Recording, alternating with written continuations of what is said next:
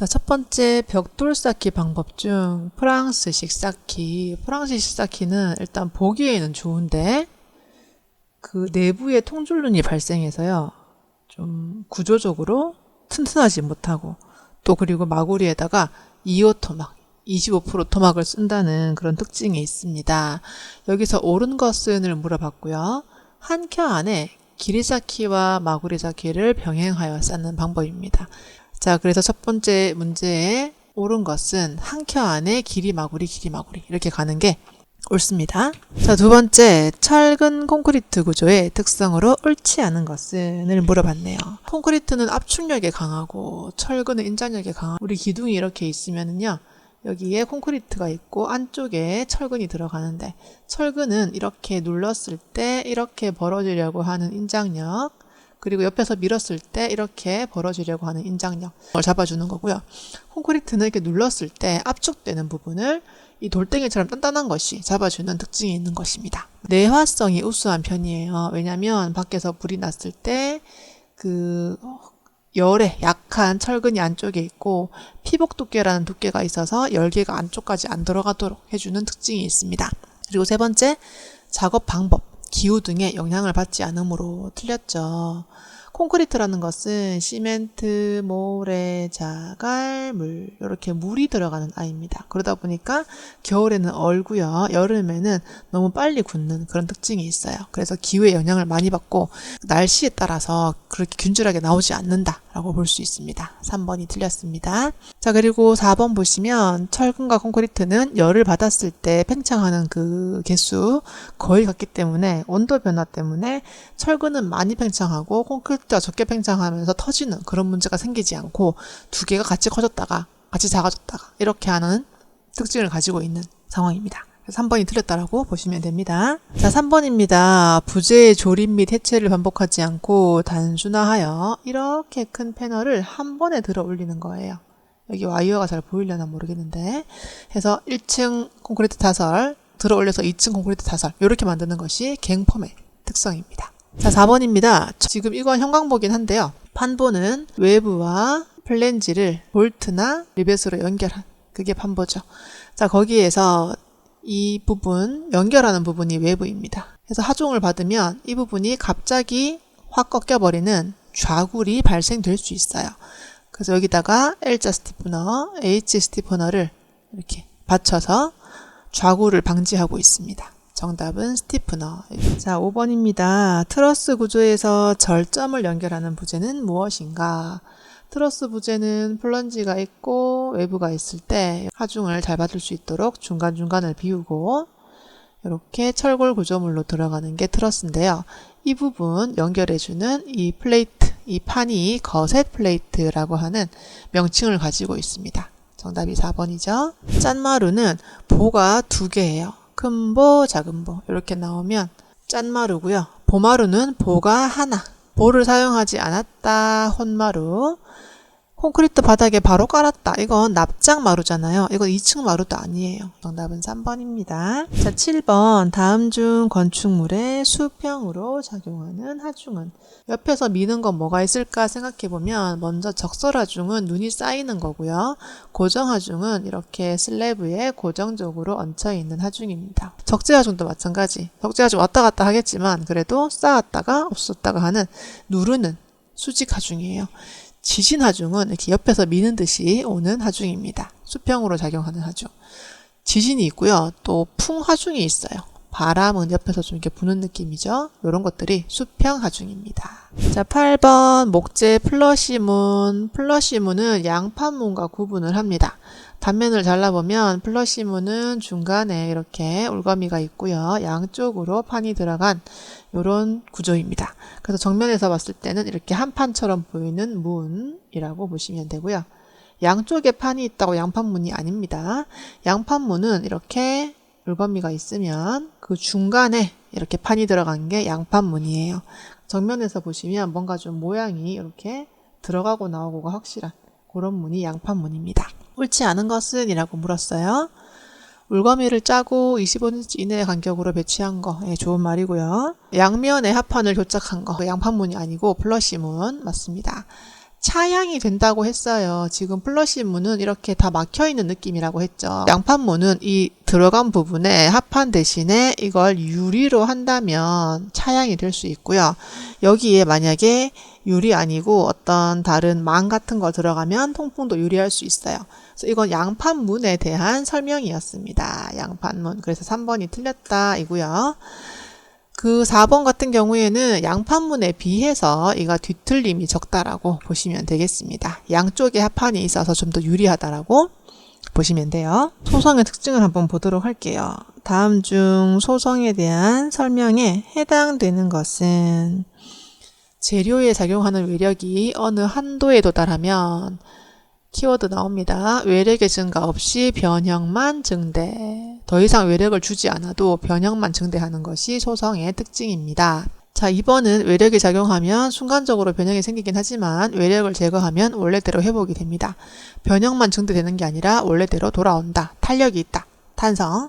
그리고 재료가 외력을 받아도 잘 변형되지 않다가 극히 미미한 변형을 받고 파괴되는 거, 취약한 거예요. 취성. 유리 같은 거 순간적으로 다 깨지는 그런 성질. 그리고 외력을 받아도 잘 변형되지 않는 거는 소성과는 상관이 없는 그런 이야기였습니다. 자, 10번 이거는 그냥 명칭입니다. 명칭은 그냥 외우셔야 되는 건데요. 이 도관에 대한 설명이었고요. 화렵수에 주로 있는 거예요. 줄기 방향에 배치된 양분과 수분의 통로, 화렵수에 주로 있는 겁니다. 자, 목재의 심재에 대한 설명으로 잘못된 것은 변두리에 있는 것이 변재, 중간에 있는 것이 심재, 좀 오래되고요. 좀 색깔이 좀 진하고 단단하고 그런 겁니다. 근데 색깔이 진하고 단단하고의 특징을 완전 벗어나는 색깔이 없다. 이건 변재에 대한 설명이었습니다. 1번 보시면 수심, 목재의 중심에 있는 거, 그리고 변형이 적고 내구성이 좋아요. 그리고 오래된 나무일수록 이 심재의 폭이 넓다라고 보시면 됩니다. 자, 12번 목재를 절삭, 이렇게 자르거나 빻아서 건조시킨 후 접착제를 첨가해서 열을 가하고 눌러서 모양을 만든 판상 제품입니다. 이건 지금 파티클보드의 특징인데 이 파티클보드는 목재를 빻아서 만드는 거예요. 그 합판과 다른 점은 목재를 이렇게 깎아내서 두루마리처럼 펼친 게 합판이고요. 합판은 또 이렇게 여러 겹을 쌓았다는 특징이 있습니다. 그리고 완전히 갈았다, 톱밥으로 갈았다, 그건 MDF입니다. 그리고 여러 가지 있겠지만 파티클보드의 특징은 좀 빻았다. 그래서 이렇게 좀 섬유가 조직이 좀 더 크다라고 보시면 좋겠습니다. 파티클보드에 대한 설명이었어요. 자, 13번입니다. 여기 키워드는 네모 뿔형 그리고 정방형에 가까운 이 두 가지라고 좀 볼게요. 네모 뿔형이라서 이게 강아지의 치아처럼 생겼다고 견치석 입니다. 14번 콘크리트용 골재에 대한 설명으로 옳지 않은 것은을 물어봤네요. 골재의 강도는 시멘트 풀 이상이 되어야 됩니다. 콘크리트는 시멘트와 모래와 자갈과 물이 들어가는데 요렇게 물과 시멘트가 시멘트 풀이고요. 요렇게 세 개를 합치면 모르타르가 되고 다 합치면 콘크리트가 됩니다. 그래서 지금 자갈, 이렇게 동글동글한 자갈은 이 옆에 같이 붙게 되는 시멘트 풀보다는 강도가 더 단단해야 압축력을 좀 받아줍니다. 자, 두 번째, 표면이 매끄러우면 시멘트와의 부착력이 높아지는 게 아니라 표면이 좀 거칠거칠해야 시멘트와 더 잘 붙어요. 2번이 틀렸죠. 잔 것과 굵은 것이 적당히 혼합되어야 된다. 다른 말로 입도가 좋아야 된다. 유해한 먼지나 불순물 그리고 염화물이 없어야 됩니다. 자, 일방향 슬래브 대하여 배금 방법을 옳게 설명한 것은 첫 번째, 단변 방향으로만 배근한다. 이거 왠지 맞는 것 같죠? 근데 아니에요. 일방향 슬래브는 단변에 주인공인 주근을 배치하는 거고요. 단변 방향에는 이 온도에 의한 변화를 잡아주는 온도 철근을 배근합니다. 그래서 이거 같지만 아니고 단변 방향은 주근, 장변 방향은 온도 철근. 4번이 맞는 말이었습니다. 16번 각종 구조에 대한 설명 중 옳지 않은 것은 경량 철골 구조는 가벼운 철로 만들어진 구조인데 철 자체가 열을 받으면 엿가락처럼 늘어나 버리기 때문에 내화성, 내구성은 좋지 않습니다. 내구성은 비교적 어디에 비하면 잘 모르겠지만 내화성은 확실히 좋지 않다라고 보고 있고요. 목 구조도 마찬가지예요. 나무는 불에 타버리잖아요. 내화적이지는 못합니다. 철근 콘크리트 구조는 내구적이고요. 오래 지나도 괜찮고요. 그리고 지진에도 괜찮고요. 불에도 강합니다. 벽돌 구조는 내진적이다 했습니다. 벽돌은 벽돌 한 장, 몰탈, 벽돌 한 장 이렇게 올라가는 거다 보니까 철근 배근이 없어요. 그래서 옆에서 발생하는 수평력인 지진이 발생했을 때 좋지 않아서 내진적이지 못하고요. 고층 건물보다는 단층이나 중층까지는 가능하다라고 보고 있습니다. 4번이 틀렸죠.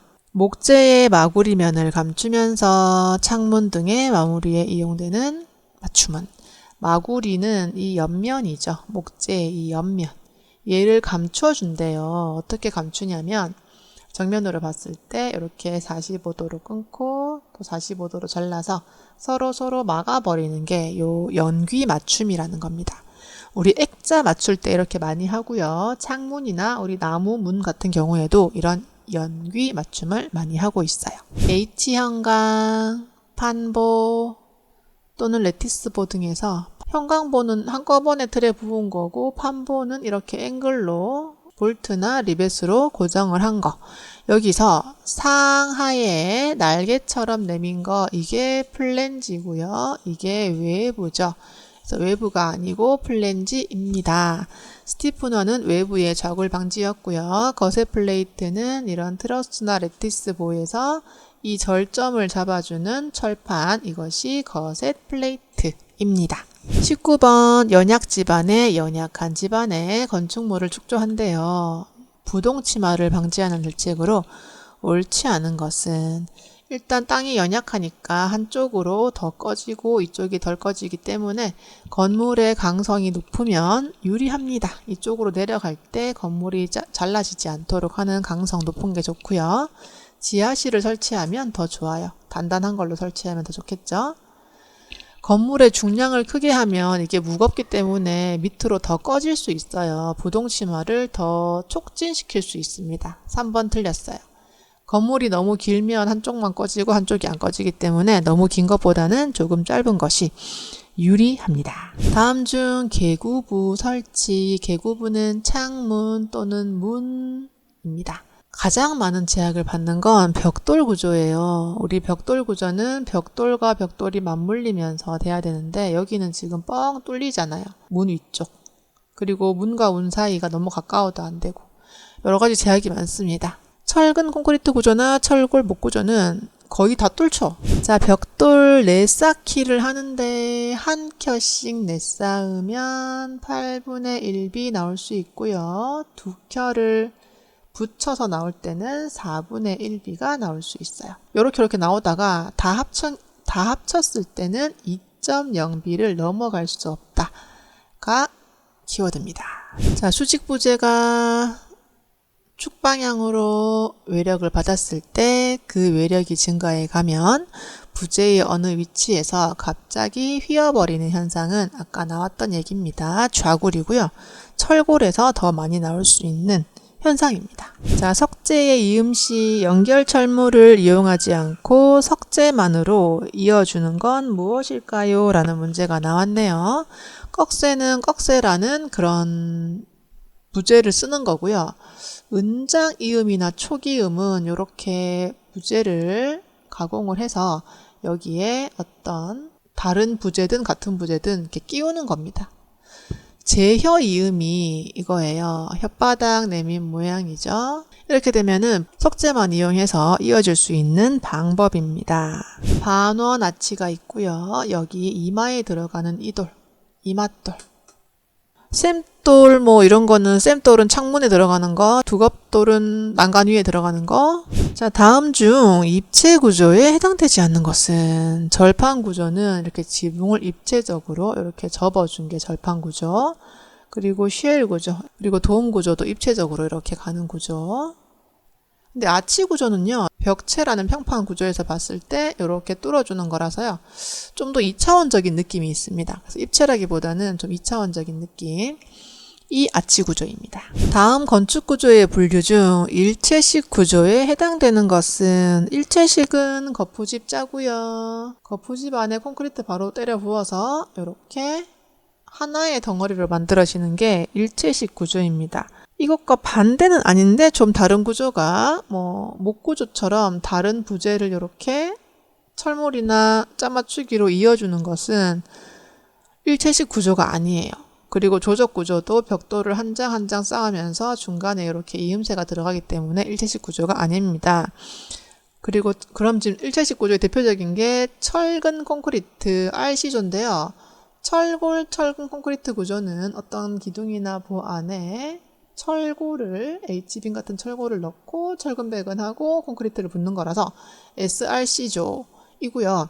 이것도 마찬가지로 이 이음새가 거푸집 안에 한꺼번에 들어가는 거라서 일체식 구조라고 볼 수 있습니다. 다음 괄호 안에 알맞은 용어는, 우리 아치 구조의 키워드가 압축력입니다. 이렇게 생긴 아이는 이렇게 내려오는 압축력을 양쪽으로 분산시켜주는 특징을 가지고 있고요. 압축력은 또 이런 경사부지에서도 많이 발생을 합니다. 발생을 한다기보다는 잡아준다는 거죠, 압축력을. 그래서 아치의 키워드는 압축력입니다. 28번, 힘, 모멘트나 전단력을 견디게 하기 위하여 사용되는 것으로 보호 단부의 단면을 중앙부 단면보다 크게 한 부분은, 보호라는 것이 기둥과 슬랩 이렇게 연결하는, 슬랩을 받쳐주는 아이죠. 중앙부는 중앙에 있는 거고요. 단부는 끝에 있는 거예요. 그래서 보통 이제 힘이 발생되면은 요 4분의 1 위치까지를 단부라고 보고, 이 부분에서 어떤 전단력 같은 것들이 많이 발생을 합니다. 그래서 여기를 철근 배근을 많이 하면 되는데 그래도 안 된다 라고 할 때는 이렇게 단부를 좀 크게 키워버리는 거예요. 이렇게 크게 키운 이 부분, 여기를 헌치라고 합니다. 철근 콘크리트 구조의 원리에 대한 설명으로 옳지 않은 것은, 제가 설명한 거랑 좀 비슷한 게 하나 있어요. 처음부터 보면은 콘크리트와 철근이 강력히 부착되면 철근의 좌굴이 방지됩니다. 철근 되게 얇잖아요. 이렇게. 얘가 압축력을 받아버리면 무조건 좌굴되죠. 그런데 콘크리트 구조물이 압축력을 다 받아주기 때문에 좌굴을 방지할 수 있습니다. 콘크리트는 압축력이 강하므로 부재의 압축력을 콘크리트가 부담을 합니다. 3번, 콘크리트와 철근의 열 팽창 개수 또는 선팽창 개수. 이게 약 10배 차이가 있다고 했는데 열 팽창 개수든 선팽창 개수는 조금 비슷해요. 철근이 열 받아서 늘어나는 거나 콘크리트가 열 받아서 늘어나는 거나 둘 다 거의 안 늘어나죠. 그래서 거의 유사해서 무시합니다. 차이가 없다라고 봅니다. 근데 10배 차이가 있어. 3번 틀렸죠? 콘크리트는 내구성과 내화성이 있어요. 일단 오래 버티는 그런 힘이 있고요. 철근은요, 녹이 슬잖아요. 그래서 내구성이 콘크리트보다는 떨어집니다. 그래서 콘크리트가 그 안으로 습기나 이런 여러 가지 불순물이 못 들어가도록 피복 두께로 딱 막아주고 있고, 내화성이 있습니다. 열에 굉장히 강해요, 콘크리트는. 그래서 열에 약한 철근을 콘크리트가 보호합니다. 30번, 특수 지지 프레임 나왔으면 끝났습니다. 케이블 나왔으면 끝났죠. 매달았다 하면은 현수 구조가 되겠습니다.